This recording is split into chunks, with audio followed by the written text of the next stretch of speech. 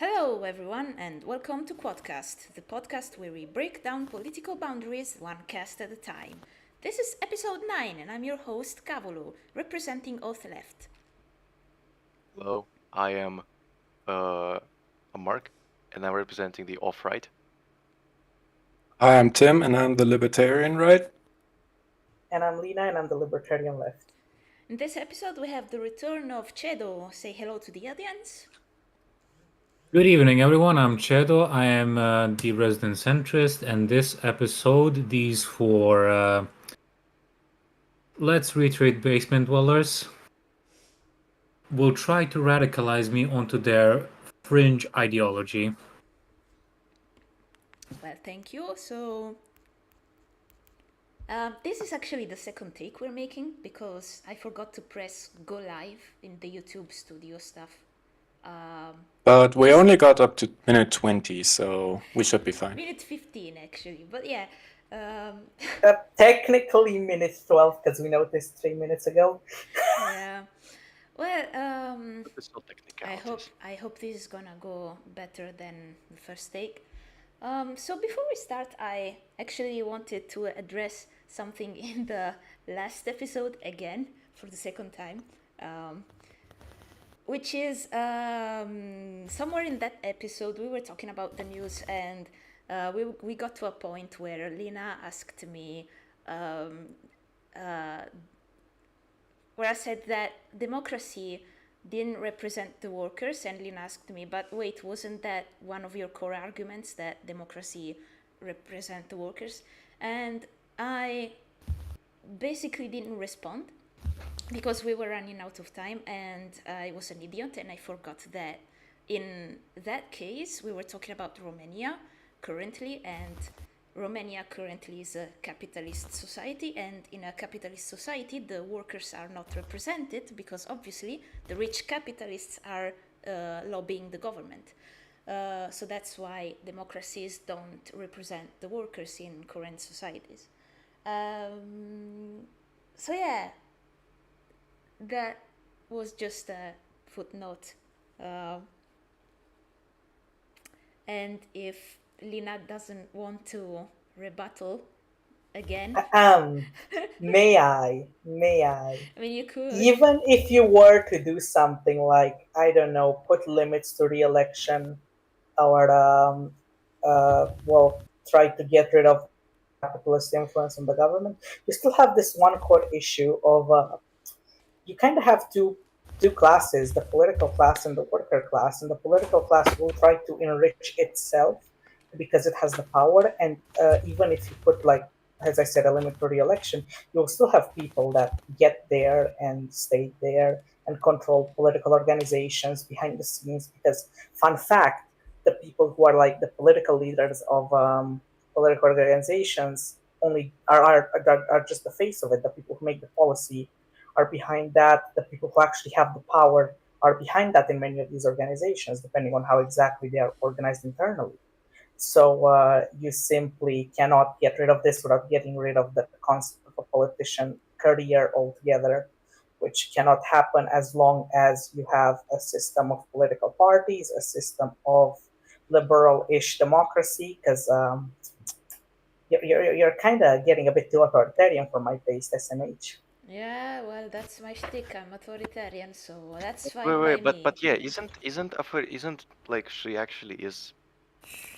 Isn't she like actually is authoritarian? So like your whole thing is, it falls apart. Here's the thing: there's a difference in between, like, I can kind of tolerate some liberal democracy, even though I think it's a very inefficient way of governance.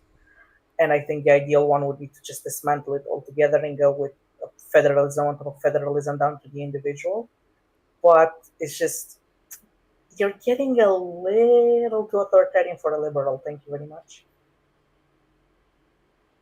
Yeah, she didn't call herself. I'm sorry. Never mind. I think Lina has a good point that this isn't without harm. Having thousands of politicians in a country, just such as mine, I think Germany has the third largest parliament in the world, is not without harm. These are people who do not produce but do consume, tax money, and it's not small amounts of tax money. They have employees, right? They have company or state cars and so on and so on. All of these people are removed out of the pool of the workers available to the economy and moved into the sector of the economy, the public sector, which does not produce. All they do is redistribute what is. And Well, let's remind ourselves that the biggest parliament in the world was the Soviet Union for a time. okay, we could Yeah, and China has a stay- big one too. We could stay China has a here bigger talking one. about this for an hour, but we have an episode to make about trying to get Serb to radicalize. So Classic Right. auth-left, providing no real solutions and blaming on SMH. I would say no. I would say lib-left is doing a bit of what they hate actually, which is demagoguery. in my mind, the Oh, political. how so? In my mind, the How so? Okay. How so? Oh, Well, I was saying, in my mind, Got it.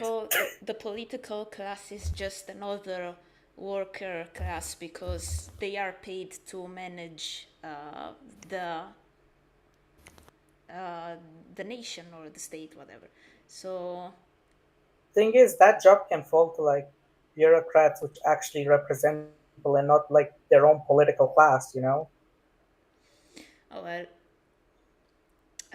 Because they have an incentive to work for themselves, you know? Yeah. Yeah, and Isn't that also literally add, what explains the class conflict? People have an incentive to work for themselves and not for the other. Cavolo? I guess. I mean, Therefore, the politician has an incentive to work for themselves rather than the worker. but that's not just it. I mean, the thing is, when you pay taxes and taxes go to the state then use those taxes to provide services. Whereas a capitalist. or to kill people. Thing is, the state kind of forces you to pay those taxes. If you don't pay them, they're just gonna like Yeah, that's fine come up by with me. the fucking military. The military? What? When is Take a there look at the U.S. that bombed its civilians several times. The US is bombed the its US. civilians several times? United States utilize e-girl psyops to get people to join military. Do you understand that? They are on the bottom. Worse when I start giving Dodge Challengers to people to join the army. Oh no, wait, they already did that. Thing Look, is, it's the point always is that, about okay. The point is that if the political class has sole control of the military, they can do whatever the fuck they want with it. They can force you to pay your taxes. They can force you to do anything. All it takes is one guy with a bit of a silly idea to put a law in place that lets them do that. Yeah, but it's there are. always about the escalation of force. And at Yes. the end of this escalation, there is a man with a gun and a badge. Okay, but This is how it works. we can make sure that the escalation doesn't happen. In fact, we've been making sure of that since we dismantled fascism. Yeah, I have we've so been much I making could sure of say this here. Do you want to in turn Western this societies, I'm sure. into a whole episode-long debate? Because I could literally break down my political framework and tell you why that does not happen and why that happens here specifically. Yeah, the thing is, this episode is not that episode, so let's move on, please. Yep. Thank you. So yeah, in this episode we're gonna try to radical Serb, Chedo. I mean, sorry, I'm very used to call him Serb. Yeah, because you're because you want to ethnically cleanse all the Serbians, and I you am need to defined vote, by my and you ethnicity. want to. But She yeah, doesn't actually. She loves all the Serbians. She loves them all. I'm neutral to the Serbians, but anyways. Read it as I love them all. So yeah, Kosovo must be Serbian. Chedo, you're gonna listen to each one of us, basically advocating for our quadrant and All right, trying all to right. convince We- you. And which means we are advocating for you and your future, yeah, and for a good future of you. and then when we've finished, you can rebuttal, you can say whatever stuff didn't convince you, and then we can start a debate around those things, all right? Okay. So, Tim, wanna go first again? Yeah, sure. I got about halfway into my introduction, but I'll All make right, it short. Yeah, politics is a vicious circle. I think that's obvious. You always make out your enemies and your friends, and you try to reach wealth, and that's what politics is. I mean, it's the running of the state, which is defined as the monopoly on violence. I, as an individual, have decided to live a peaceful life. I don't want to exert force onto other people, and I think I go out there and I meet many people like me.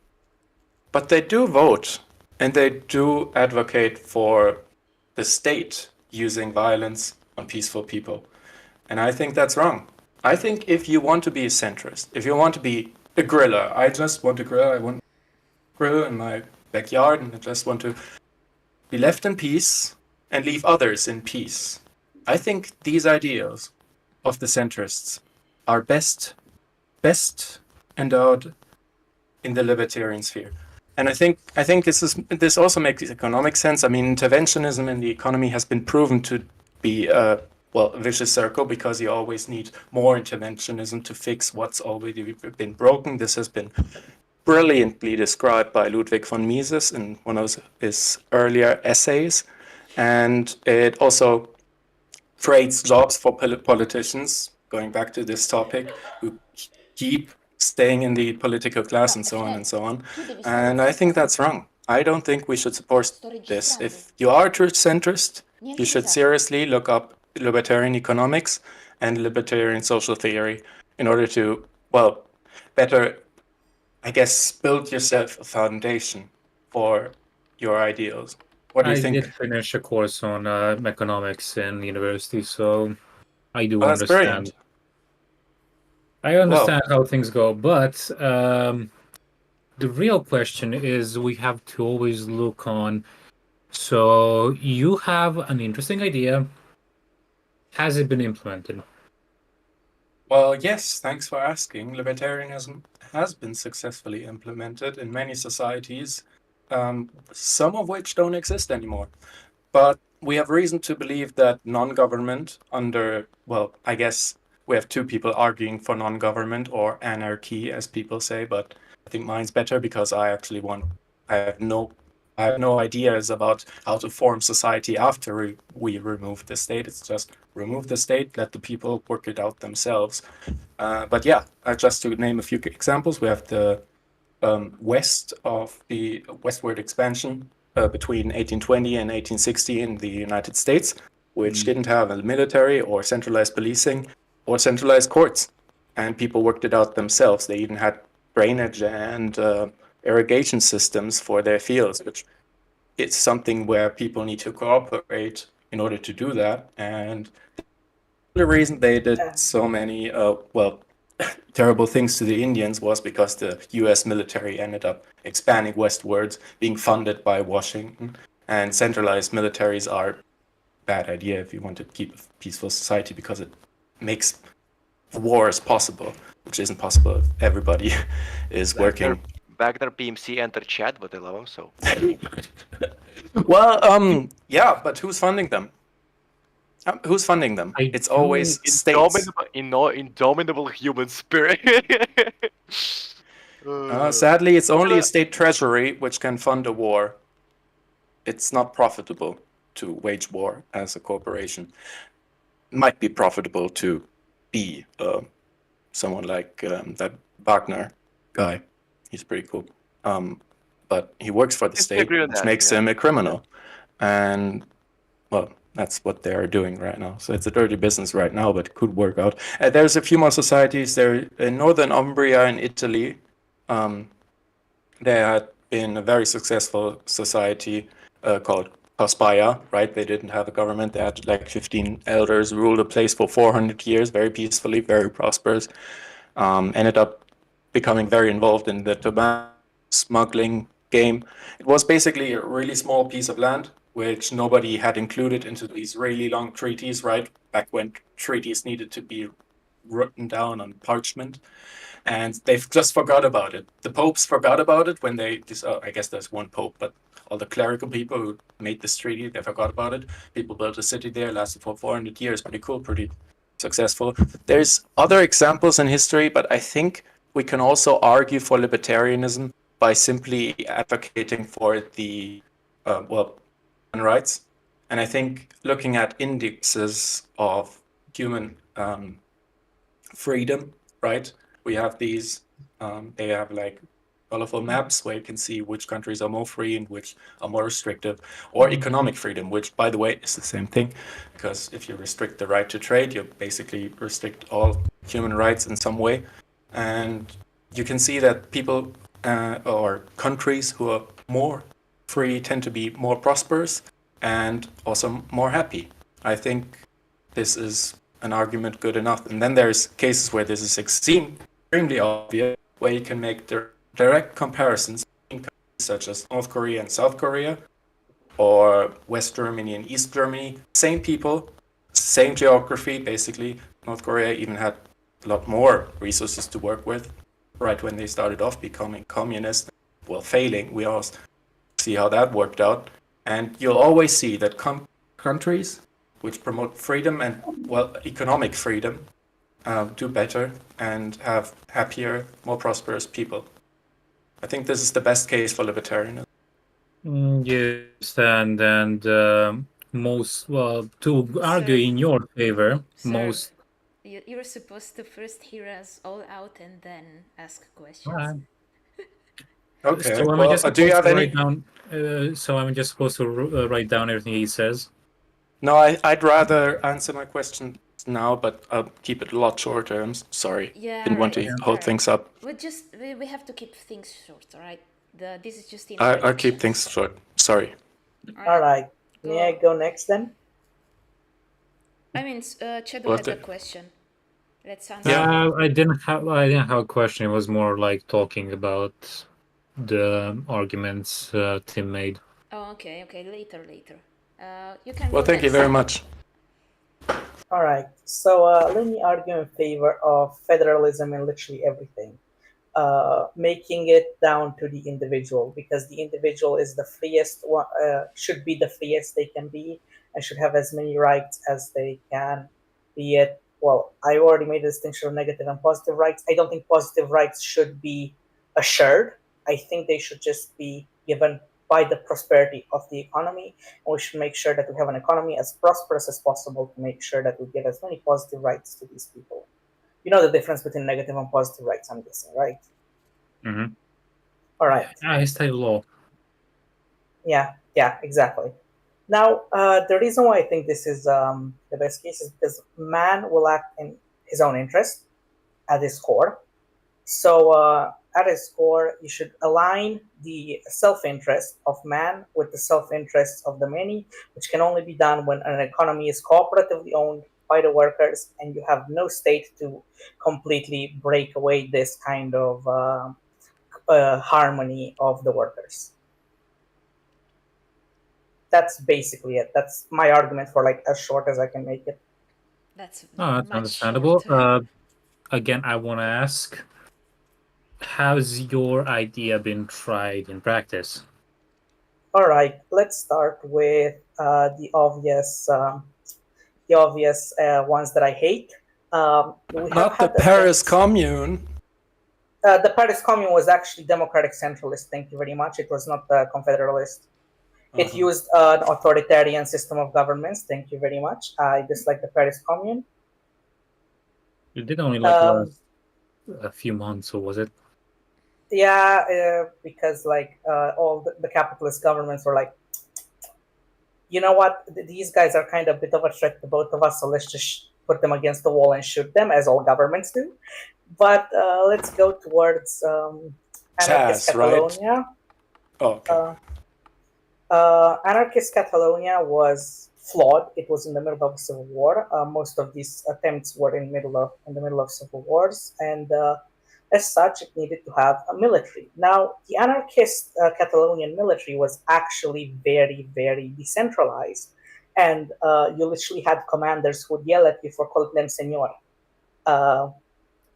You had officers who were elected, officers who were promoted, and everyone followed orders not on the basis of a gun at the back of their head, but on the basis that they had to do it to get rid of authoritarian governments.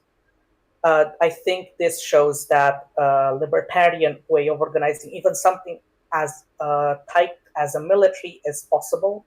That people will act in their own interest when given a chance to, and people will fight for their freedom. Now, the reason why I dislike anarchist Catalonia is because being in the middle of a war, that they had to have some central authority to actually deal with some stuff, and they had the non-hierarchical labor camps that everybody loves, and a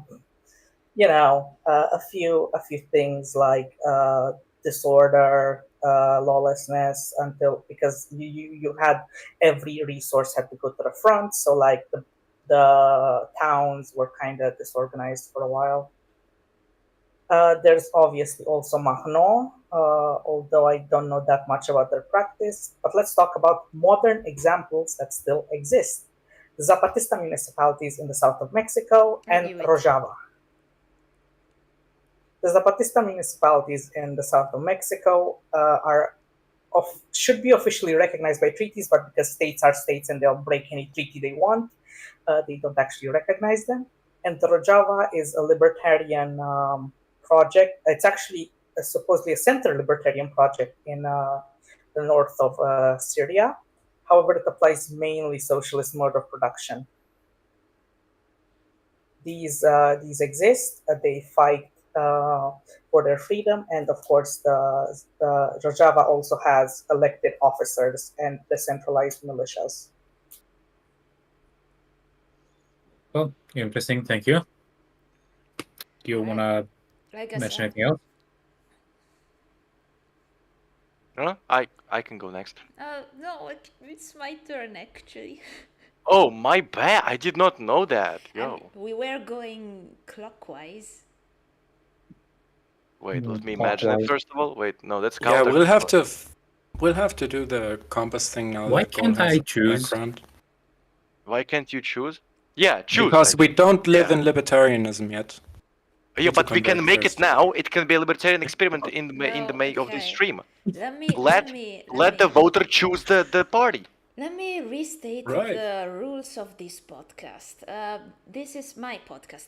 We get shot if you don't agree with me. Average authoritarian. Let me restate the rules. Fun not allowed. Shootings are required. You are nothing. I am everything. Absolute communism. Okay, I am literally your host. I can just stop streaming right now and not make the episode. I decide how to run things, okay? So, Better Call Saul. See, if this was a worker-run enterprise, we could decide when to do things. Yeah, of course. If it was my enterprise, we would have burned you at the stake. But okay, go on. I mean... To be fair, Cav, if you didn't run, there would be no show, so we wouldn't be even here. Yeah. Okay. I agree with Cav. It's private property, this Discord, right?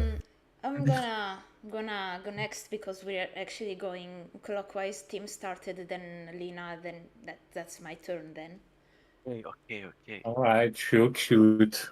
I wanna start from actually the same point as Tim. I was gonna make the same point about politics, but in reverse. I think politics is good because it's a way of organizing huge amounts of people that would not be possible to organize otherwise. If you want to replace your political system with some magical system where everyone agrees to do something just like that, then that's not gonna work. You need politics to organize people. And I think the balanced way where people have all kind of the same amount of power is a good democracy, which is rare these days. because basically the thing I hate the most about current democracies is that the fact that once people get in power, they can't be taken out of power until their term ends. Which Actually, can you can impeach. Actually, I mean, there are some exceptions, I guess, but normally, once you put someone in power, you wait until their term ends and then you can elect someone else. So yeah, I believe democracies are good because they represent the people, or at least they attempt to represent the people. And I think the thing that let's say the thing that is an obstacle to that representation, the main thing is capitalism, because capitalism creates a divide between rich people and poor people, and rich people can basically lobby the government to do whatever they want, like Elon Musk, for example, with the California railway thing that he basically convinced the Californian government to reject. So yeah, I think you are centrist, right, sir? But I think you like democracy because it's quite a centrist thing. it is. It is. I think you can get behind that.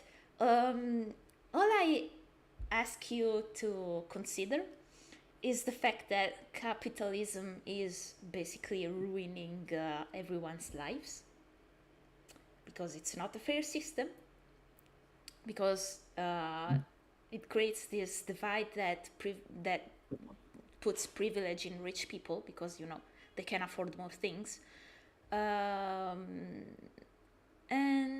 yeah, I think I'm done. Okay. Well, for your particular brand of authoritarian left, would you like to me? I would like for you to give a historical example of a state that has implemented your ideas. Sure. I don't think there has ever been. I'm not good at history. I don't think there has ever been an example that implements my exact ideas, but we can get close with the. I'm guessing Mensheviks. I guess. I'm not sure. It's because you all auth-left like to fight each other a lot, and you kind of like shoot each other a lot, and only the more authoritarian, so the best at using violence, gets in power. No, that's not the thing. I was gonna. No, I don't like violence, contrary to popular belief. I think the thing is, people of your brand do. Okay, but that's not what I am proposing. I am proposing a system where the workers have control over the means of production. And you can see that in co-ops, first of all. So that has a real world application. But my system would basically outlaw private companies, or capitalist companies. And I don't think there has ever been a system which outlawed capitalist companies. So, but yeah, in the general, Soviet Union until the Perestroika. Really?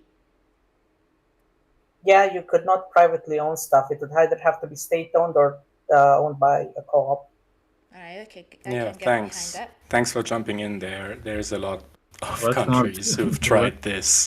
Don't make us believe that private property is something that's just always around. I'm not.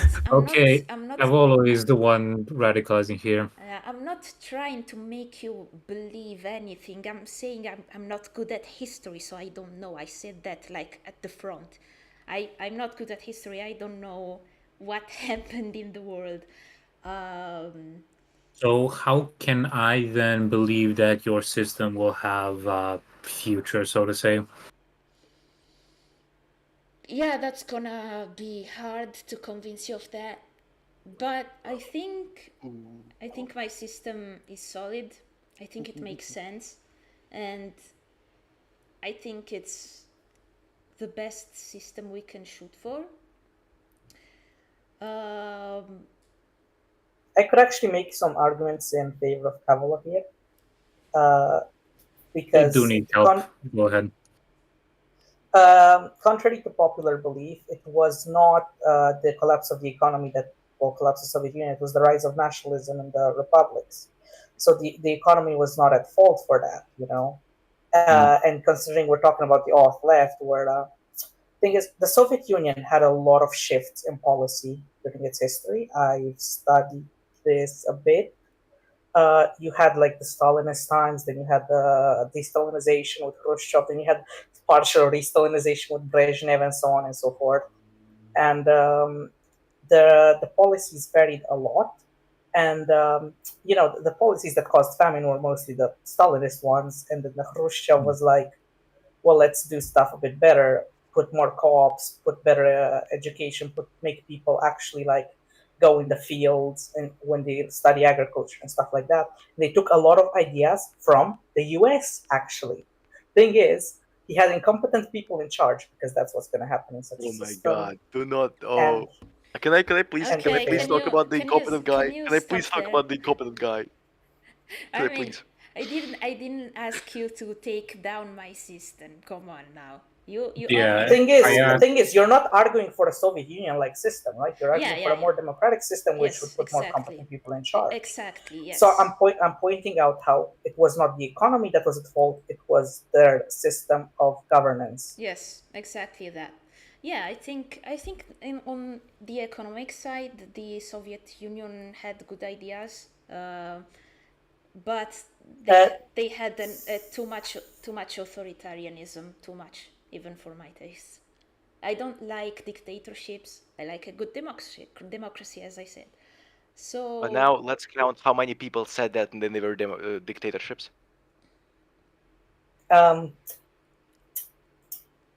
Infinity. Yeah, that's a good one. Look, I can make a good example of current democracies that are Two-party system in America.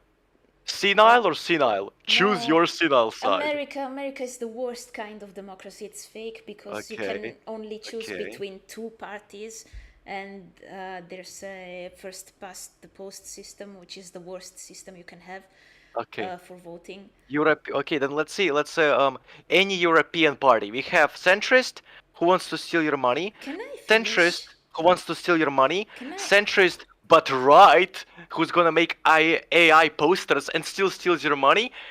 And a communist, nobody listens to him. He's senile. And Mark. some underground Mark. party. Mark, chill. And a Green Party. Mark, And the Green Party who are the Greens. Mark, it's gonna be Alright. your turn after me. Please let No, me it's finish. tired of Nico. raging. Let me just give one example. I think the Nordic countries are doing something right. I mean, if you look at the policies, they are pretty much almost all good. People are happy there. There's less crime overall. There's less problems. I think they are doing something good, but I think they could be better if they outlawed capitalism, basically.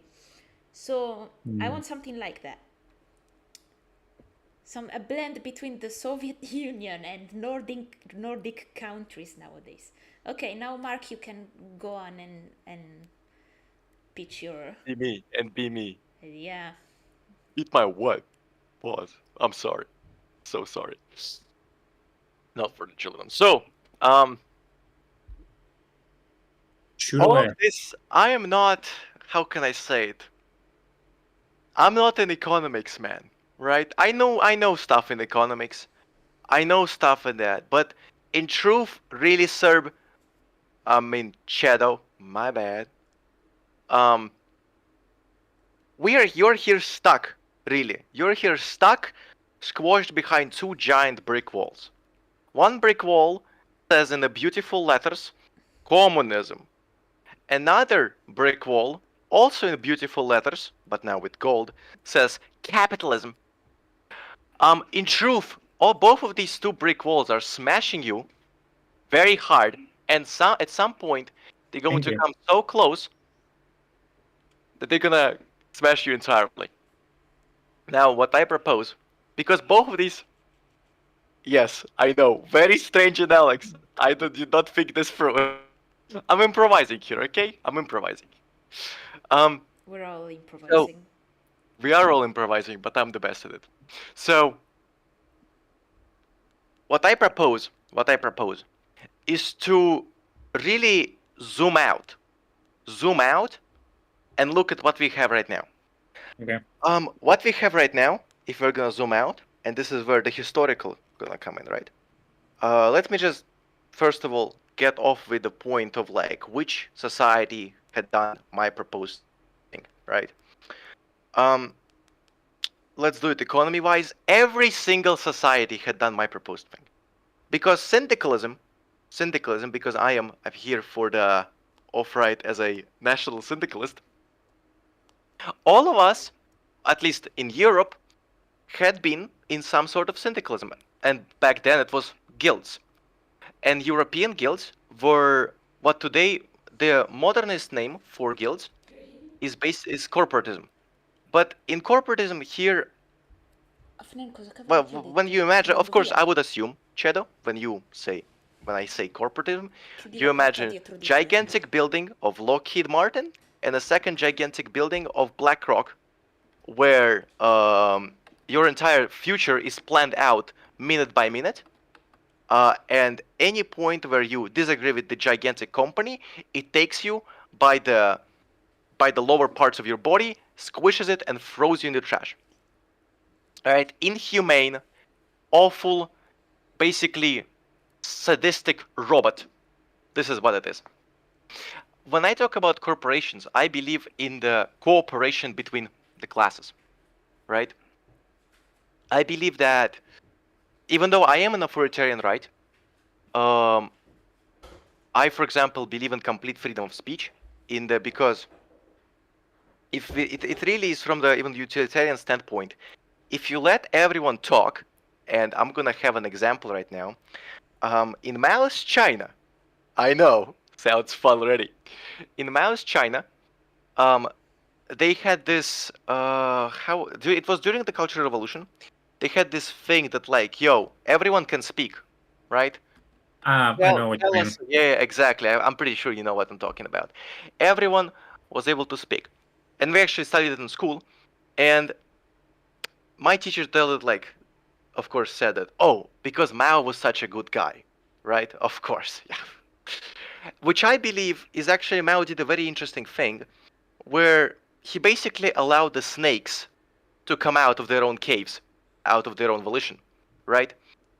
Because when you allow freedom of speech, everyone speaks, and then you just need to take everyone you don't like and kill them off. You don't need to, It is, of course, out of like for me, for example, it wouldn't. I won't, of course, like kill everyone who disagrees. But it's more of like, complete bans, complete control of certain things of individual, like speech. I would say just inefficient, because it makes people scared of the government. It makes people worried for their own lives, because they would say like, oh, I'm afraid I'm gonna say something and they're gonna come for me and censor me, right? Or ban any opinion. That's not. I believe that freedom of speech should be there, because and if you want to, for example, I don't know, fight separatism, right? Freedom of speech is better than blocking them, right? Because when you block people, first thing that happens is they basically grow anger in them, and if they don't have an outlet to outlet their anger, it grows into revolution. All right, so this is my freedom of speech thing. Other one, I am for your protection and your firearms. I am for that. I believe that if we if we had like laws like in Czech Republic, right, or in America, there will be less crime. Because if you know that everyone owns a gun, you'll think it twice before committing it. And I would say, if a felon wants to commit a crime, they'll find a way to commit it. It does, like, the gun laws do not somehow magically banning guns does not somehow magically eliminate all the thoughts in your head. If anything, it just makes you be more creative, which I guess if you want to have an artistic futurist state, kind of cool. So now, but this is all economics, right? I believe, again, the class cooperation. I also believe that what guilds did is they created a community of worker. The only two ways, the only like one point I agree with Marx is desensitization of worker and his labor, right? Today Worker you come to the alienation office. is the Huh? actual term. Thank you very much. The what? Alienation. Alienation. Okay, basically same thing. So, in today's time of complete consumerism and basically industrial mass production, which is not bad, but still, we don't understand what we actually produce, right? We stand in our factories, we stand in our offices, and we just basically click an algorithm of buttons, and something comes out, right? And this actually, it can be completely seen, for example, how we right now see war, right? And military production. It is just a conveyor, right? Human life, therefore, just another conveyor. I believe that labor is supposed to be a cherished thing. I believe that labor is something that we need to take pride in, and us being able to work is a good thing, other than let's build all the robots and then we have communism. Nobody needs to work ever again, right? And guilds, syndicates, will help a person to adapt into his community, to adapt into his labor, and really to feel like he's actually doing something, and not just I go to work, I get paycheck, I leave, right?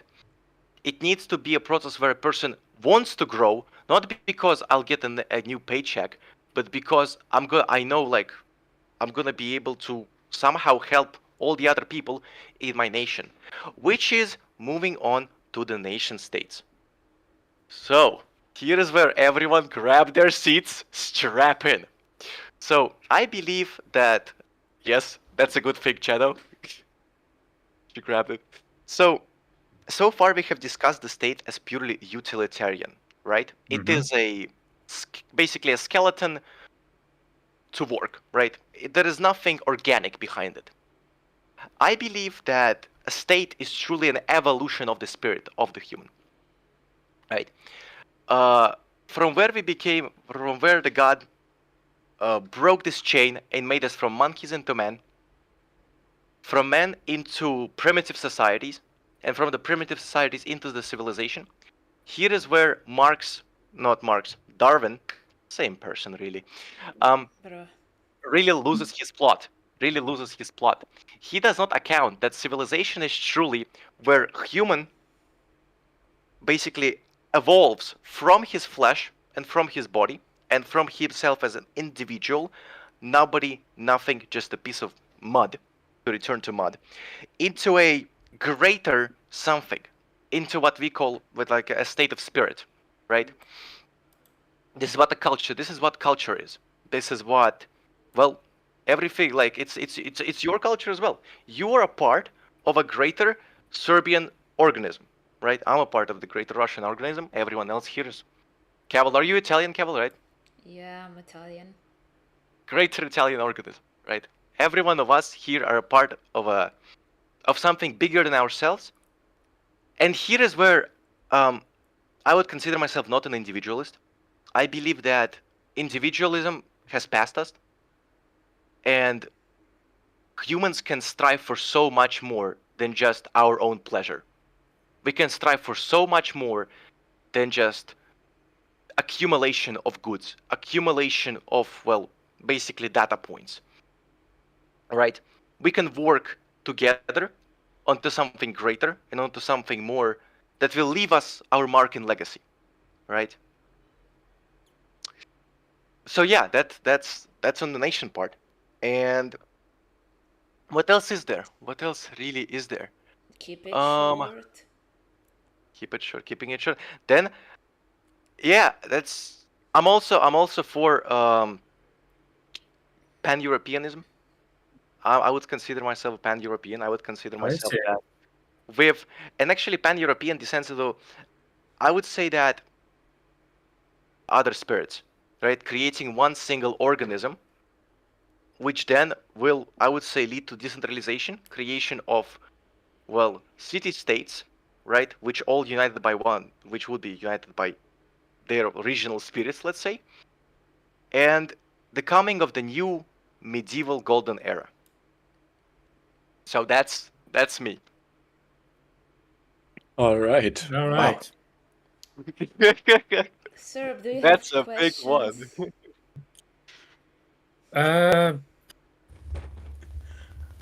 Good, because we have. As a corporatist economical system and this whole like, because what it really strives, while it says that like, ooh, great Nordic Aryan spirit, it's not really that.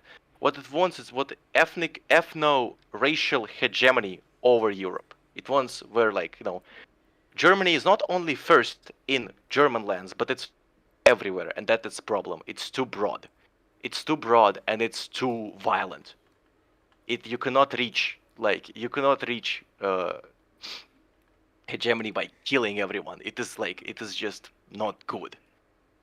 From ethical standpoint and from like, I'm not even like it's just bad. Let's just all agree it's not good. Yeah, we all agree with that it's bad. Not for the same Okay. reasons. I think there are better Not reasons. for the same reason, absolutely. I mean, I think there are better reasons to But- think that Nazism was bad, like, everything. Yeah, 23 million dead Slavs tell you that, yeah. Yeah. And everyone else, and 60 million other people. Yeah, but reasons matter. Yeah, of course. Yeah. Agree Yeah. on the problem does not mean you agree on the But solution.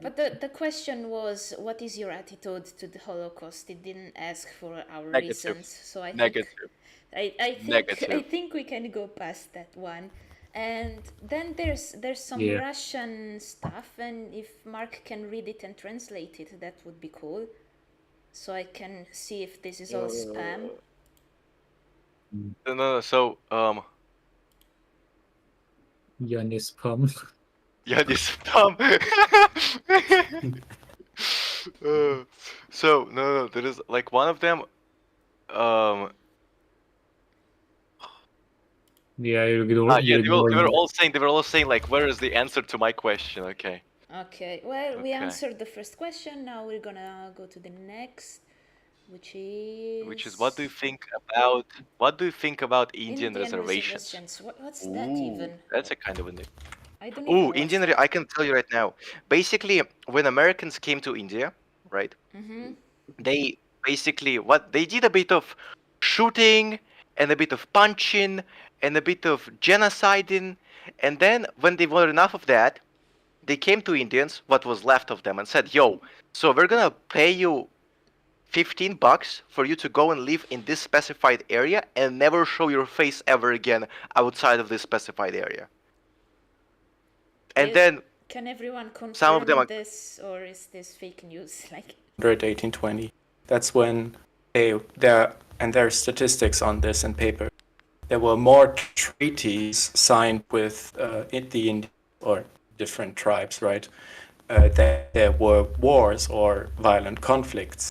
This number of violent conflicts gradually increased as the US formed a standing army and used it against the Indians. But when we're talking about the start of the westward expansion, there were a lot of treaties. So two sides signing a contract, and this made out a certain, part of the country, and cut it out for certain people, and both sides agreed on it. Right. So Yeah. I think there's two kinds of reservations, and I think it's tragic what happened afterwards, but it didn't have to happen. This is what happens when you have a standing army. Yeah. No, actually, for what happened afterwards, I have heard some stories. It was told to me by American friends. It was actually linked. Basically, in English class, we were reading a book about. It was like Basically, it was like an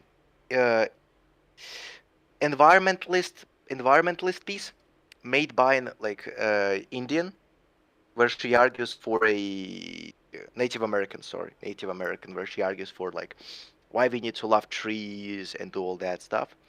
And she was from a tribe when she described the history of her tribe, she said like the Americans came and like drove the tribe from their land, and how my friend explained to me, it was because the tribe would frequently basically raid nearby American sanctuaries, and they would basically kill every single person who was there until basic Americans came with guns and drove them off.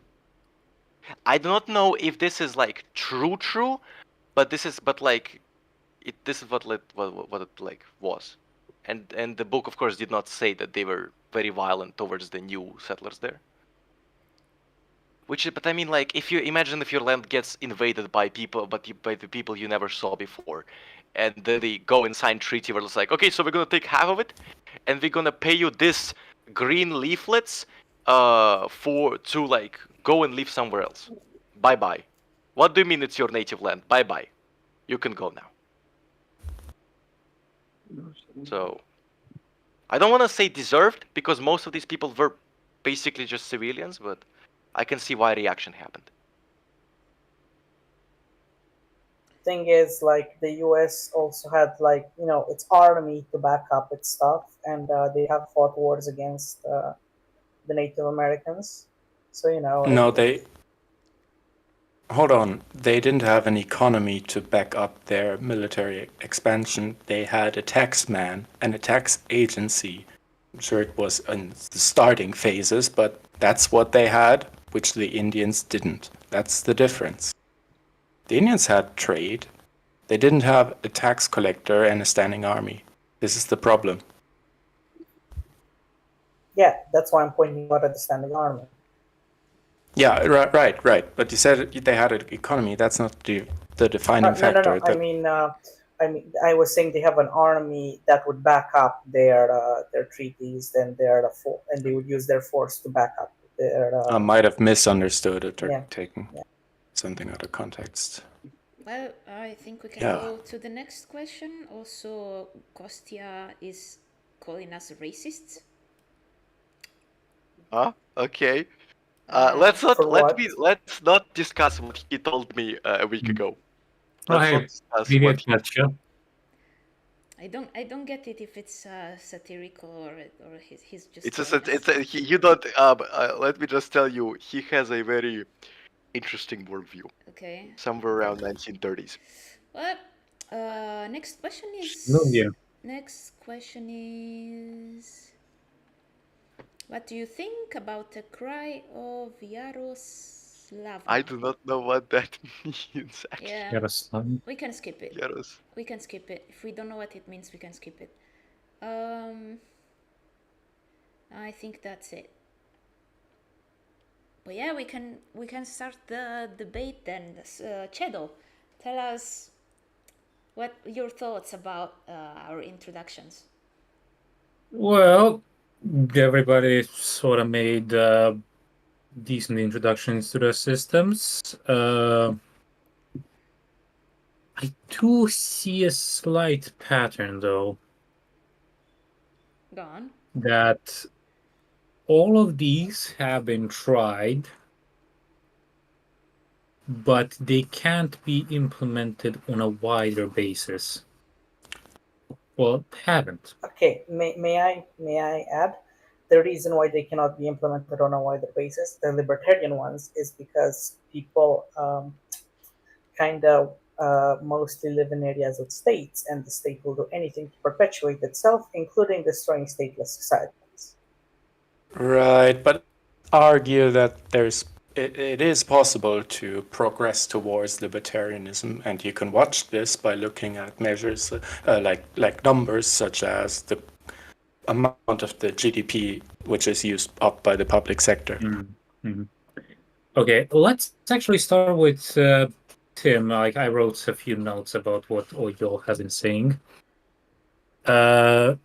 So for your main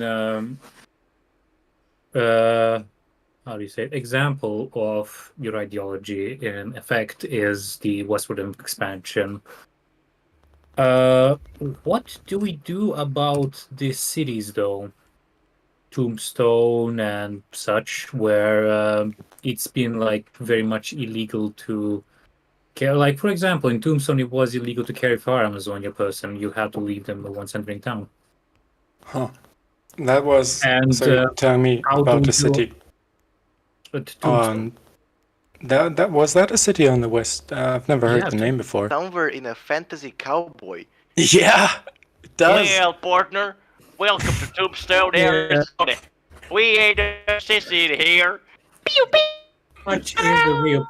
And there is a famous movie about it. There has been a very famous shootout there, and what the shootout does, explain is a bit of the corruption that the local law enforcement there had, and also we do have to remember there have been, gangs which have fought actual wars. For example, if you read the kids by Yog, have been, these wars between just cattle ranchers. Yes, right. How do? So of course. Sorry, please go on with your precise question. How do you actually, organize a safe society if you're allowing people to do what they wish? So if a few people do decide to start a war, how do you know you won't end up in a crossfire? Yes. Now, living together with every person having some capacity for violence, just your fists, right? That's a problem of mankind faces, and we have different approaches to solving this problem. I think the libertarian approach is the most useful. However, I will still always stand behind, a minarchist, for example, arguing for minimal government and saying, well, we shouldn't give security to the private individuals. This should be public. I can see this argument. However, I also think that private law enforcement and private security, the privatization of security, is a good idea and could work in practice. What you need, or rather, what would we have reason as economists. Look aside. Who are you offering those $100 to? To you, officer. I'm just offering you a little pay raise to allow me to do my business in my with my God-given rights. Well, look, you having a right or not, depending on the jurisdiction you're in. If you're in the libertarian jurisdiction, you might have this right. That doesn't change anything about the problem of bribery. However, the incentive structures in a libertarian society are a lot better than in the system we have right now, which allows for stuff like this, exploits like this. However, we could privatize security, or we could see security be privatized in a market without a centralized state with a monopoly in violence. We have reason to believe that it would look something like insurance agencies, which we have right now, right? So if you which tend to not pay you out most of the time unless you have to get them to do. But of course, that's in it. Well, yeah, you need to send them your letter, and otherwise you're switching agency. This is pretty normal, right? Yeah. Well, you'd want an insurance, right? There's a market for insurance, security insurance, basically. You'd want someone to reimburse you if you get attacked or burglarized, or your house get burglarized, right? We already have these agencies, these security, no, right? These they're not security agencies yet; they're insurance agencies, and they offer these kind of products. And these products would become more valuable when you do not have like a tax-funded court system and a tax-funded police agency, right? So these would be more there would be a huge market for these, and people would want to provide this service in order to Lina's moves in order to get these people, right? And if you were an insurer covering what we talked about, burglarization, for example, then you'd want to ensure that your clients don't get burglarized, right? You'd want to protect them in order to minimize payouts. So it would be a good idea to protect your clients, using personnel and cameras and so on and so on. So you have private law enforcement. I think we have good reason to believe that the market would be better at providing law enforcement than, a monopolized system because of economics. We know from economics, it's basic economics, that monopolies always provide the worst service at the highest price. And this is what we see right now in Western societies, where police is both corrupt and incompetent because they don't have to provide the best service on the market. They just provide whatever, and they just need the politicians to wink them through every year, and it works out pretty well. We don't have that much corruption in the West, but we all know what I mean. I mean, the scenario you proposed is something that could still happen in the West, although we don't have the worst police. However, there's higher ups who get promoted based on seniority. They do not do economics right. They have no idea on how to run a police station. And so personnel and time and money gets wasted when this is about protecting people. And I think people should be allowed to choose their own protection agencies. Thanks. What if you can't afford it, though? Well, Good point. first off, sorry. No, I was saying good point. I was gonna make the same point, actually. Yeah. Are we gonna have a trauma team from Cyberpunk? Yeah, well, I should say that you're not entitled to anybody else's labor, so I'm not going to make an argument that people should be forced to provide security to you. I just think that people will look. There's incentives to provide security to extended family. There's incentive to provide its security or insurance, I should say, to your kids. This is what health insurance agencies are already doing. You can observe this in the market as we have right now, and liberalization would open this market to more options, right? But yeah, and security agencies, there's no reason to believe that these would be a luxury product. Just as we have department stores for rich people, we also have department stores for middle class people, and we also have stores who sell goods of poor quality for very little money. This is how it goes for department stores right now. I think it could work exactly the same way for insurance agencies, just because the incentives are there and people want to make profit. That's how it works. So we're still gonna have like Ripper dogs that put faulty prosthetics in you. So, And then we're gonna have step aside, trauma team arrived, and incinerate every single person in 15-kilometer radius. Protect the client at all costs, which is kind of cool. I'm not gonna say it's not cool. I'm gonna say it's aesthetic. So, Very demure, very mindful. Chedo, What if? as you can see, this system doesn't cover every citizen, because if you can't afford, paying for these private law enforcement things, you're basically on your own. So that's DEO did living from paycheck to paycheck. Yeah, and What if? in the left we What if? believe that everyone should have, should be protected, should have some protections, be guaranteed. Are we discounting? things. Are we discounting every person's capability to violence, right? To some degree, you can always defend yourself, and you should have a right. In my society, you would. That's a good thing about libertarianism.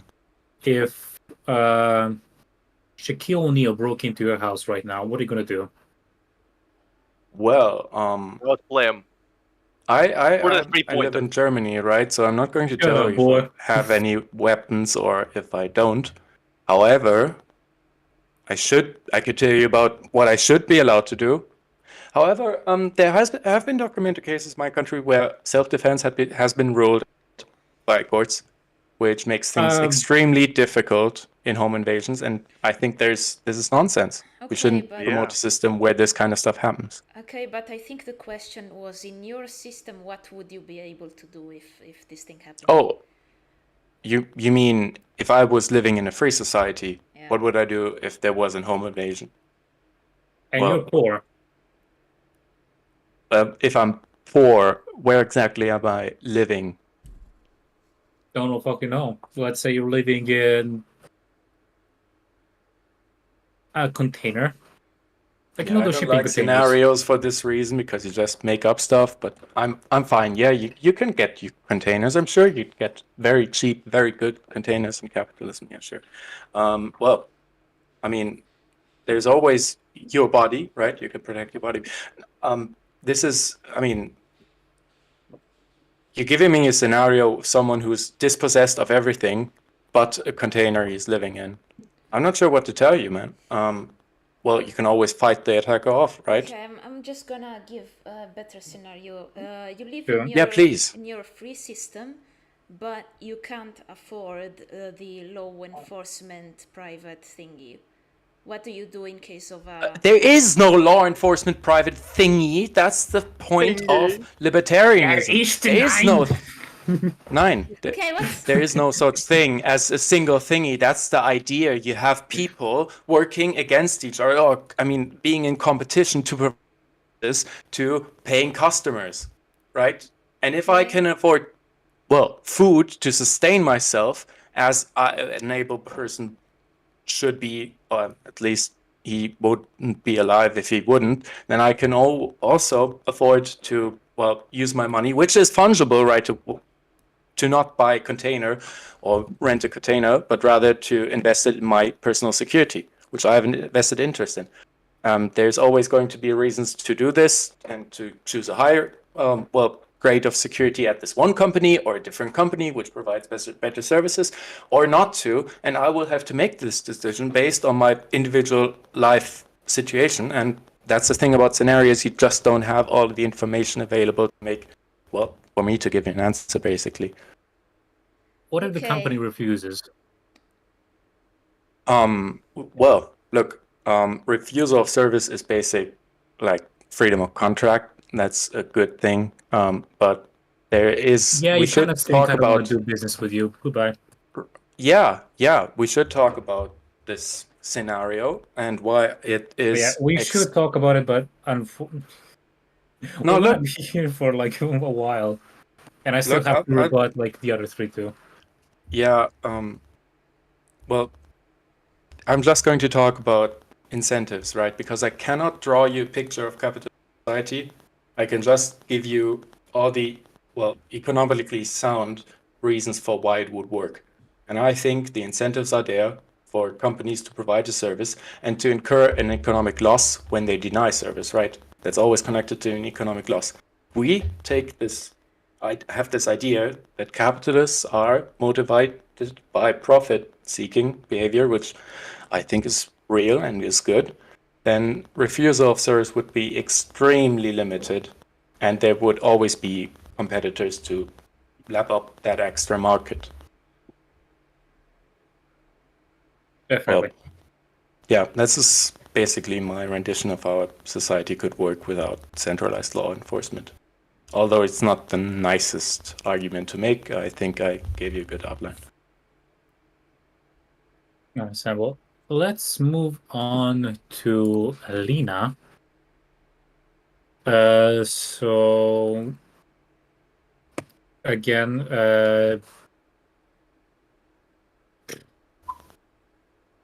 right.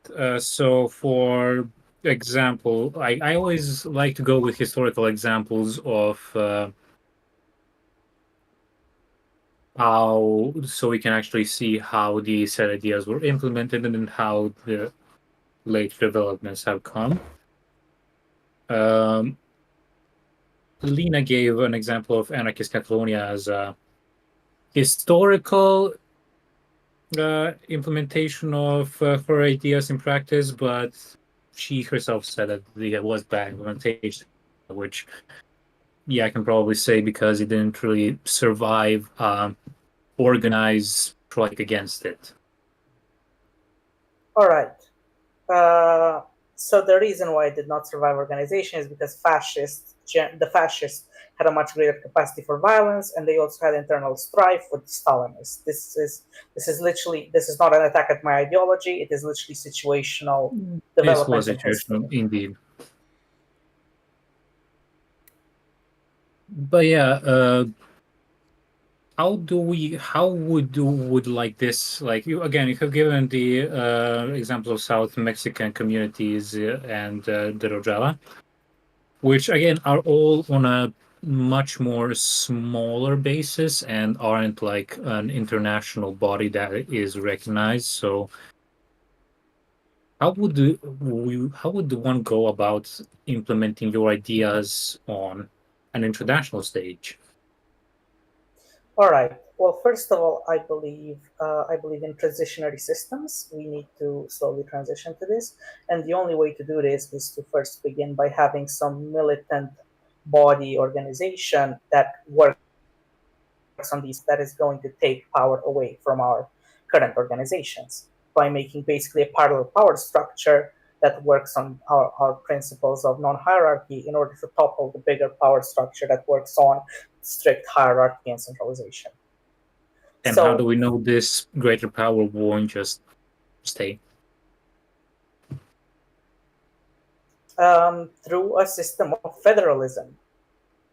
And through, as I've said, we have had anarchist militias who work from the bottom up. The way to topple power is to work from the bottom up rather from the top down. What current democracies pretend to do is work from the bottom up. However, you have some people that select a top that then works downwards. The authority has to flow upwards from the individual. Without the individual, there is no authority. That is true. That is true. But again, like usually when somebody who has the biggest capacity for violence ends up taking the figurative cake of the state. Why would we allow a state to create itself in a society which has already grown past it? Why wouldn't all the militias unite, and why wouldn't all these democratic bottom-up militias unite and take down whatever centralized power structure can arises? They unite? That is a big question, since here is an example from the first Serbian uprising and yada yada yada. Again, you have a bunch of these independent bodies which are recommending, dukes representing their own people, and they cannot actually agree on how to actually fight the war, and what ended up is a loss. Okay, thing is, you are describing several centralized armies uniting, where you have several top-down power structures trying to unite in a bottom-up power structure. That cannot happen. You need to have bottom-up power structures from the individual up to the top, like the anarchist militias had, like they fought bravely, like they fought against all odds. They had, because to be clear, the anarchist militias were for the longest time the ones in Catalonia under the Republican government. The Republican government took everything they had and put it into their own popular army rather than into the anarchist militias. Yet the anarchist militias still prevailed against the fascists. Why is this? Well, George Orwell, a good anti-authoritarian writer, points out two different types of armies. Literally 1984. Literally 1984. So we have two types of armies: the army where you fight because you have a gun at the back of your head, and the army where you fight because you understand why you need to follow the orders. The fascist army, any army of the state, any army of the state is an army where to fight because you have a gun against the back of your head, where if you don't fight, you get shot, get court-martialed, punished, forced labor, whatever. But wait. But for example, what if like ISIS?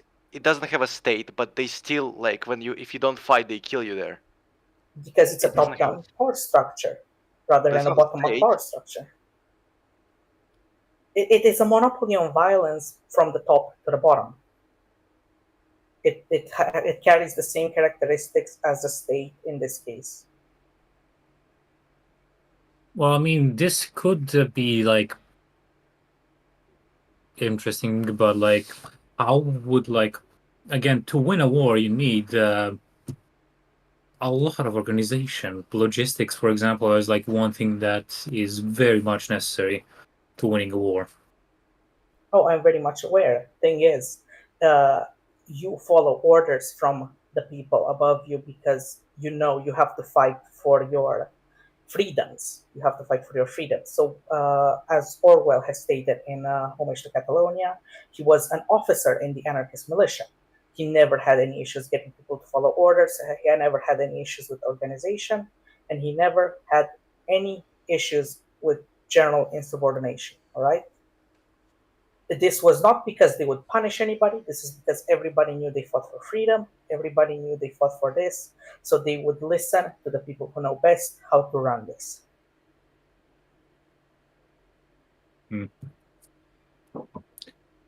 Well, I haven't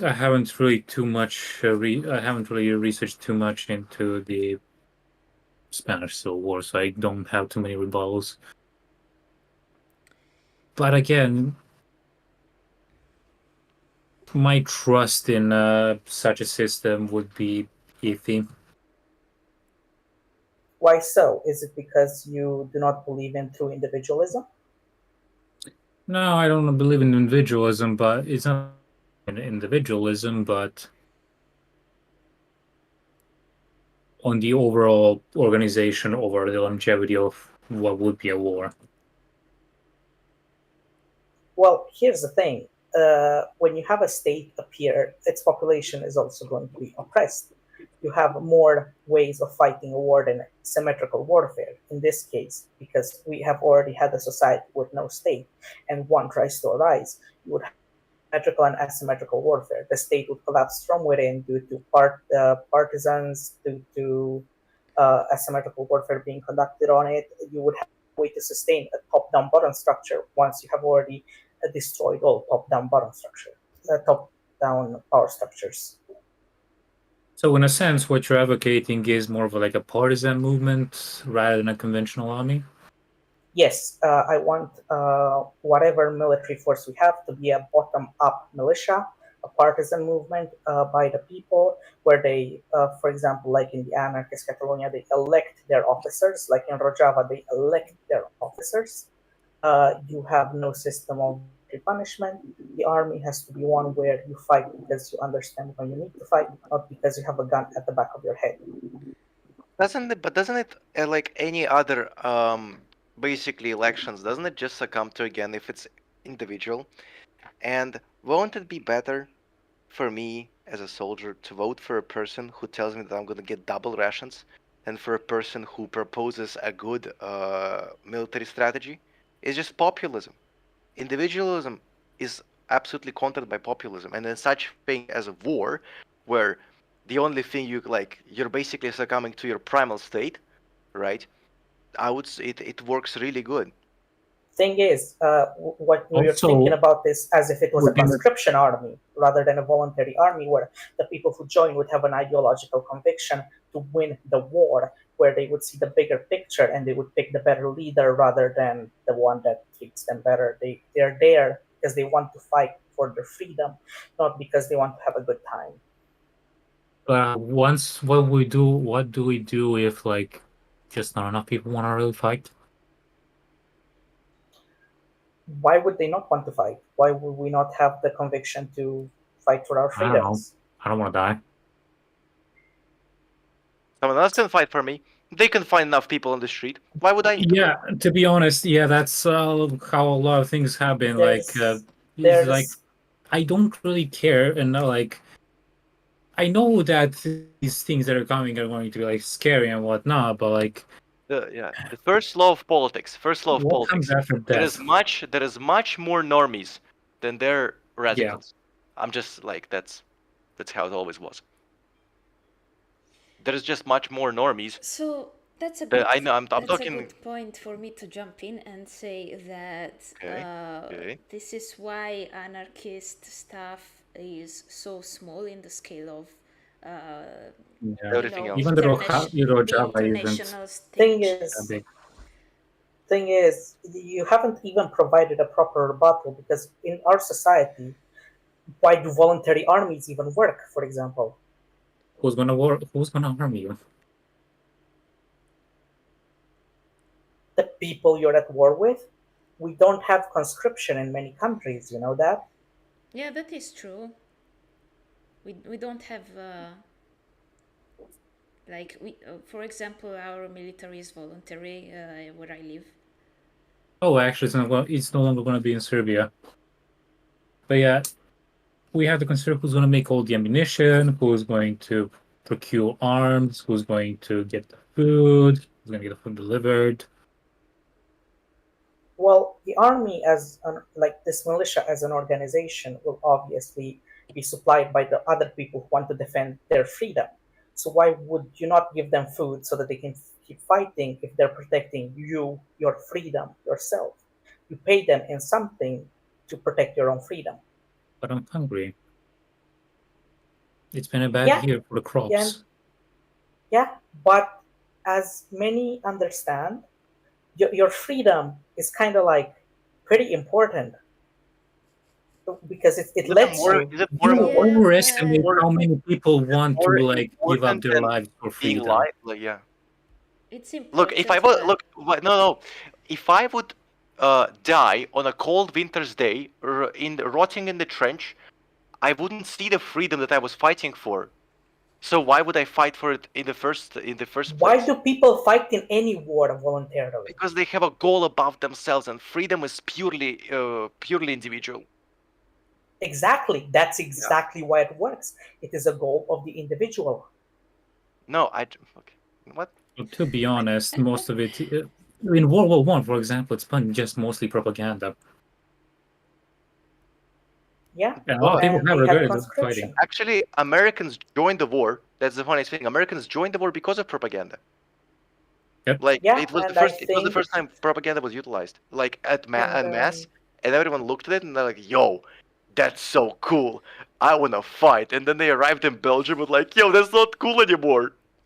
Yep. yeah, and But all okay, that propaganda was never about the individual. It was always about the greater The mass. nation. Yeah, Yeah. yeah. True. That's. yes, and But also like for Lina's argument, the partisan organization which has achieved its goal, well, one of the few, has been the Yugoslav partisans, for example. And even then, they mainly won because they had a lot of backing from Western nations. You know, they no, had the British guns, British supplies, American and dollars. completely and plain bombed everything in Belgrade and Novi and Sad. like Yep. how is that any different from how it would be in a war against oppression in general? Like you would have support from the outside no matter what. Yeah, but if all the You wouldn't have, states, but if they okay, no longer need for you, the thing is, if you're an anarchist militia and you want to take down states, then all other states are against you, so you won't have support from outside. yeah, This is why I I guess, don't advocate for creation of an anarchist society based on military dominance. I advocate on it based on economic dominance and the taking away the power of the state through general strike rather than through military violence. You only need military violence if a state tries to exert itself in an already post top down power structure world. Okay, but if Yeah, it's we disagree on the means, but I agree with the part about how we want to achieve the system by means of economics and not okay, but war. if a state wants to exert its power onto your stateless nation, then it's very probable that all the other states are gonna support the state instead of your nation. But yeah, what other state? you gotta get a bunch of people to risk their head Yeah. to do something you want. Not only that, we are talking about state. It is literally state versus anti-state type of thing, right?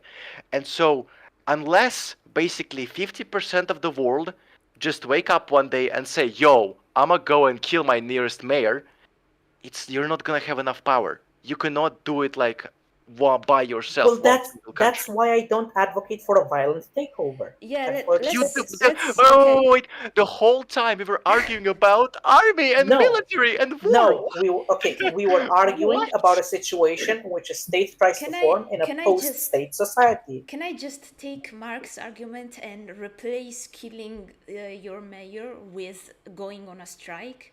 Like Yeah. you can't just you know, Oh, true. Also true. organize half the population to just go on a strike and. Yeah, you're But gonna need to wait, but slowly build a movement. put a Twitter post. Hey guys, let's all say hashtag fuck Elon Musk. Now we're gonna save it, Redditors. Go. Also, let's You're just gonna say need. we had here, like in Serbia, there's been massive strikes against the ruling party for many reasons throughout pretty much every city, and lots of people showed up against the government, and the government is still in power. People and the votes are still going for the government. Clearly, you're not too Romanian because here one strike has kind of fucking ended the Iliescu government. Literally, all it took is. But Because what has come after? Yeah. Yeah, thing is, you don't just need a strike. You need a militant movement that fights for Which this. needs violence. No, militant does not mean violent. Yeah, Why? that's true. Militant doesn't mean violent. It just means. What? Which planet are you on, gentlemen? No. So we're Okay, going to create a militia No, that's no, going I'm to gonna be. go point Guys, my guys. gun at people and say, I'm gonna shoot. I'm not gonna shoot you, but I have a gun, but I'm not gonna shoot you. Guys, Please lay down. Thing is, Guys, we've you're- already had things like this happen. We've You're- had stay-in strikes in Italy. You're conflating militant with military or militaristic. Those are militant and militaristic. The root is from Latin militum, which is war. Yeah. To militate for something is to advocate for something. Yeah. Thank you very much. In English, it has a different connotation. So we're speaking English. We're not speaking Latin. So you're gonna need to have a movement that builds itself power, that also uses electoralism to keep itself alive and active, that to keep the state as much as possible from trying to kill it. And you're gonna slowly need to build this up, and then when the time is right, you're going to have the general strike. Now, this has already happened in several locations in the world. And there have been times when union leadership have been idiots and allied with the government. For example, the unions in France were actually very, very militant for the general strike of this during World War I. However, they had the sacred union with the government, which only allowed them to do good work strikes rather than full-on proper strikes, which just means follow the rules to the letter to make everything work slower. Now, we also had, after World War I in Italy, a large stay-in strike at like 200 factories where post workers and railway workers joined them in. Railway workers literally refused to let the army through because everything runs on the workers. If you get the workers on your side, you can freeze any system of logistics. So you're going to need to get the workers organized to do such a thing, to lock themselves in their factories, not listen to the government anymore until the government simply cannot perpetuate itself. I do have a counterpoint because all of these examples you stated, they all happened in a time of like general discomfort for all the population, like wars, like population being against war. That's a great motivator for doing strikes. People had nothing better to do. But if you're basically, at peace and already basically living a normal life without these mega threats, like what's pushing you from fighting to get rid of the state? Obviously, the fact that the state is violent against the people, you will have situations that happen. Look in the US. Look in the US, for example. Yeah, look in the US. I know the US is bad. Yes. The US is violent. Now, what makes the US state principally different from the European state? Well, they dump a lot of money in their military, which we don't. Thing is, it's not about the military. It's about the police. And here, also the police. Let's compare something. The American police needs extra tools of violence to be able to suppress the people of America because they have guns. In here, the police has a gun. What are you gonna do? Come on. Okay, I agree that I don't believe half of those guns work actually, or the police have actually been using it. Okay, we have a chatter saying anime profile debating economics is crazy. Yeah, this is welcome to Quadcast. Welcome to Quadcast. You're very welcome. Yeah, that's like one thing, the one argument I want to like put out here. Why should I listen to any of you? 3 of you can't even show your face, and the one who does has a block on his bed. Has a what? A block on his bed. Oh my god. How's that an argument? That is a very clear argument. You cannot talk him out. The warrior cast woke up on this. Warrior cast woke up on this man. Yeah, if anything, that's an argument for my position. To be So fair, I'd add that I'm. You guys have been talking about like war for 20 minutes, but I'm in favor of peaceful evolution. of I think course, there's but you can't, good ways. you can't expect like people outside of your system to be peaceful. Like there's gonna be conflict at some point. You can't expect. is- Yeah, the I'm only just making reason- out this dichotomy right Let before me- we get let me- into let- this argument. There's this dichotomy. 3 people talking about war. I was bored. I have to say, I'm bored I can't too. Yeah, talk I about. was- Kind of. Yeah. Can we go to me now? Can we please go to me now? Oh, it's been 2 hours. I wanna Some of that I wanna- boredom. The thing is, you're not even trying to debunk my ideals. You're trying to say, well, what if this unlikely scenario happens? And I told you, well, if this unlikely scenario happens, we literally have a counter. And you The argue like unlikely 20 scenario minutes of your of- ideas working. Ooh. My bad. I'm sorry. It's unprofessional. Okay, that's a good one. That's It's a good one. unprofessional. But like, honestly, are we here to debate or are we here to attack each other? Both. I mean, I haven't look. I'm a centrist. You're supposed to get me on board. Yeah, Oh, thing no, is, have we your only failed? argument against it, I've been fighting against it, and you have provided literally, and you've been just repeating the same thing that I've debunked like in 20 different ways. Here is one thing that you can't win over. What I don't is- care. Oh my god. Okay, I didn't want to ask Chedo, what is it that you care about? What are your priorities when it comes to politics? Say me. I'd like to have all the money. Oh my god. 1 million beers. Yeah. 500 cigarettes. Yep.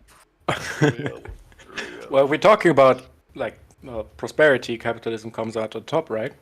I think history shows us as much. Nah. Well, yeah, history does show It has us. shown us I brought the- prosperity, but we also have the problem, like, overconsumption. There's plastic in my blood. So you do care about more than just having money? Well, I care to not have plastic in my blood. Well, it's But- fine. I think okay, no, but, like, incentive if you structures are on my side again, but we can talk about that. But if after. you would be presented $1 million and plastic and blood, or no $1 million but no plastic and blood, which one would you pick? Good point.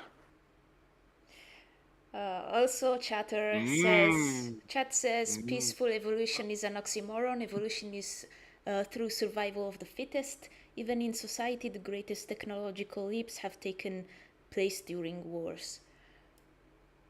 Yeah, that's a good point. I was using That's that term motivation. as a Also something I wanted to mention for you individual loving folk. Would we have ever gone to like the moon or any other celestial bodies if we haven't organized in, well, not really organized. We have been just pushed by stupidity, basically, to just outpower this other guy. Well, what's going to stop us from dreaming? We are actually even more able to dream when we are free individuals. And as free individuals, we are able to do much more together than if we were in a collective, let's say. Yeah. We are here to be ourselves. We are here to make our dreams come true, and our dreams are economic prosperity. And maybe somebody dreams of going to the moon. What's going to stop that guy from like trying to organize stuff to go to the moon? Yeah, what's stopping Elon Musk? I don't see anything. Well, regulation, that's one thing. But Is there regulation if he can't go to the moon? I mean, it's considered. well, yeah, space-based. actually, space flight is highly regulated, and you couldn't form your space flight company with, say, €1 million right now. If you had €1 million on hand, you couldn't form the company. It's just so regulated. You need to be associated with all the different agencies. Well, yeah. It's regulated for good reasons, though. Flight Yeah, is right. dangerous. You have brilliant arguments for that regulation, but it's still regulated. That's not the problem, though. I mean, look, if you ask me the question, have we gone to the moon without forcing everybody in America to pay taxes for this project? I think so, yeah. I think there's good reasons to explore our universe and start with the moon, and there's definitely incentives there. But you don't need to force people for it. No. Thing is, the only reason we actually went to the moon in like our current like history is because some people started a race over it, a technological race. That's literally the only reason. It was simply for propaganda. It was not for actual human progress. If you were individualist, we would actually we ended up progressing, though. Yeah, we ended up progressing. Look, I have a good example for this. For Guys, we're gonna go again over 2 hours if you're gonna keep this talking. Yeah. Let me conserve my yapping graph. It's off the charts. Yapping inflation is 35,000%, gentlemen. We're in Colombia right now. Oh. If the USSR, guys, you want to go on with the? Well, I mean, have you done your positions yet, Mark? I want to sleep. I haven't, like, he didn't ask me any You're questions. the one continuing this. You can always request to go to the next person. Okay, go to the next person. Okay, go to the next person. We haven't had. I don't feel like asking questions. Okay, so can they just kill him? Can we ban him from here? He's getting Guys, my fucking burgers are getting burned. I think there's a fire going on. I probably should go back to my grill. Come on, Chedo, you can do this. But my burgers.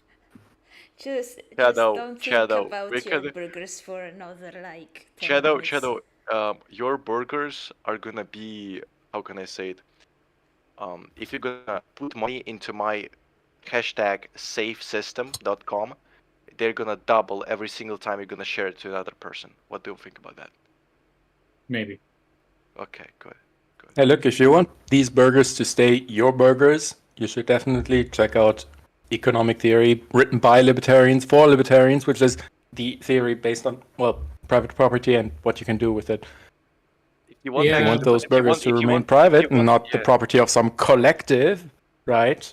If you want this, but if you don't want these burgers to get burned, I can actually, there's a guy in the guild. Wait a second.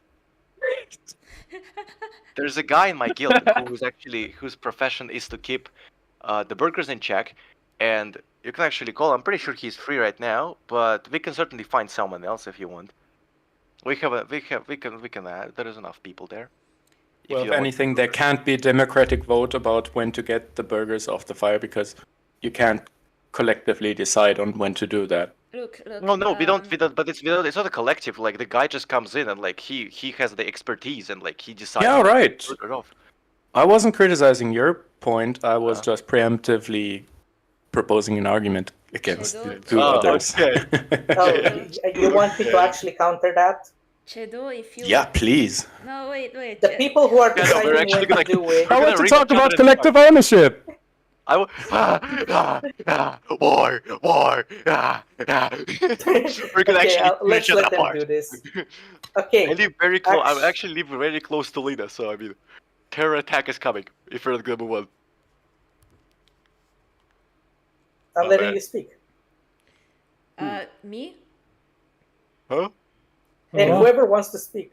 Okay, so okay, one of the two authoritarians to speak. I Okay. wanted to just say, if you don't want to live in a lawless land where anyone can take your burgers, then you need a state. I So- agree. I agree with that. It's a pretty swell argument. Okay, you can go So on. That is true.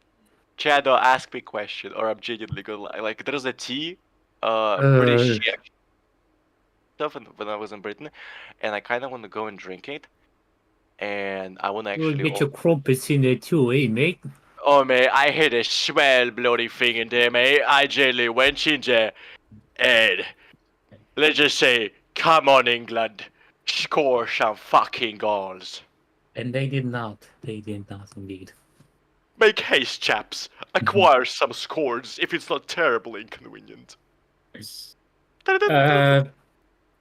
Yes. Yeah, I forgot to write actually what I'm going to ask you. So I kind of the thing is, I focused on these two because on Tim and Lina because that's when I had brain power to actually think of stuff. Yeah. By the time we got to you, Mark, my brain was completely. Okay, what if we do this? Give me like phrases, like words, and I'm gonna go over the words. I can do that.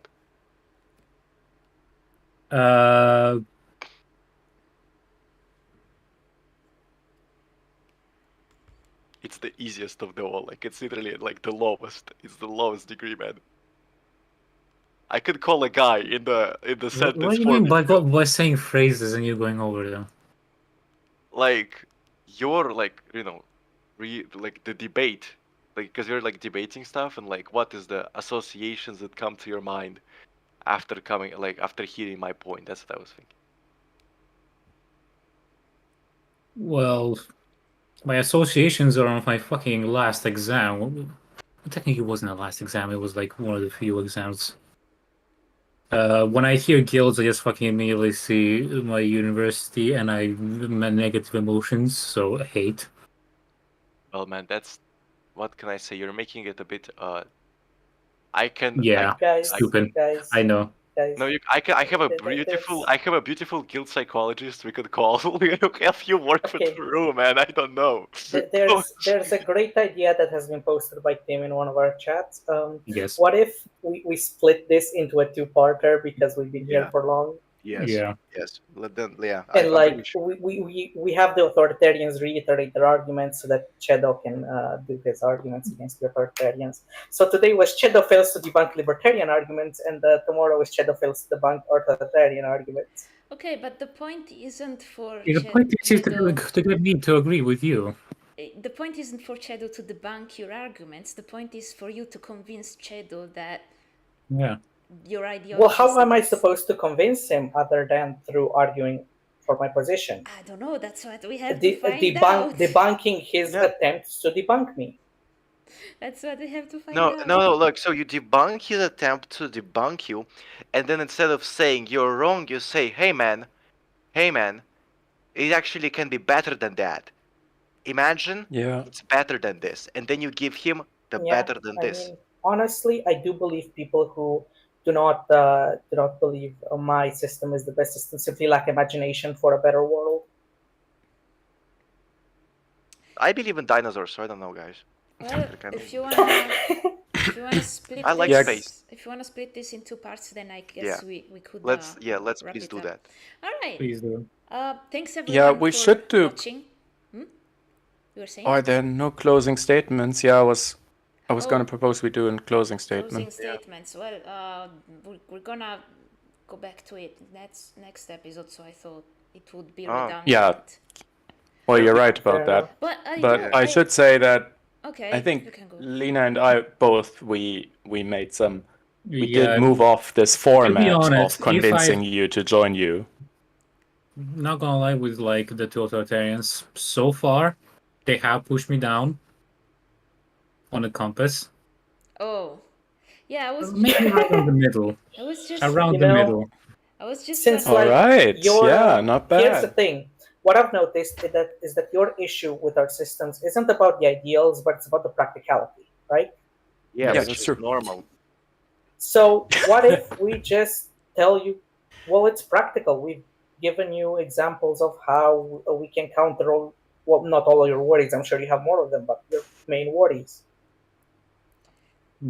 I was gonna ask Chedo, who won so far? Like, where do you see yourself pulled the most so far?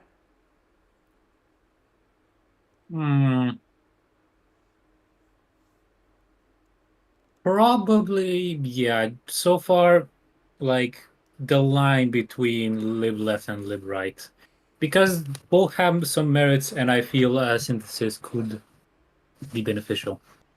All Well, right. what can I tell you? When we go to, how can I say it?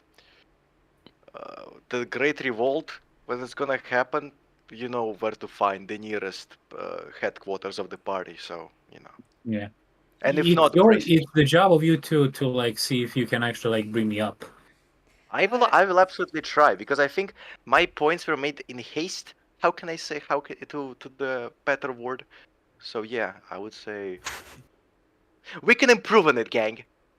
Folks, Yeah. there is some things we can improve, but again, this is a safe space. Everyone has a voice, yeah, and we respect everyone. And if you don't do that, that's a big shame. You're a big bad man.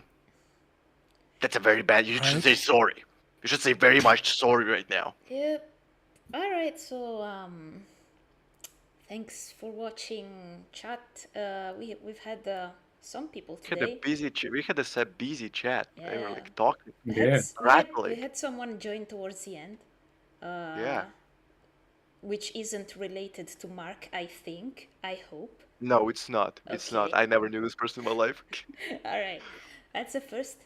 So yeah, thanks for watching. You can rewatch the episode from the start because it's gonna end up in the playlist for the podcast. So yeah, there's the VOD, and you can watch the other episodes. And next time is gonna be on Friday, right? Yeah, everyone agrees. Yeah, Friday's good. Thursday's good too. Friday's good. Fridays? Friday's gonna be, yeah. We're gonna. I'm pretty sure we're Friday's gonna make gonna it be on good. Fridays from now on. I think it's better. Okay, yeah. So yeah, next Friday, episode 10, we're gonna go back to this thing of pulling Chedo around in the compass. And yeah, thanks for watching. Goodbye. Can't wait for the odds to fail. Sayonara. Bye bye.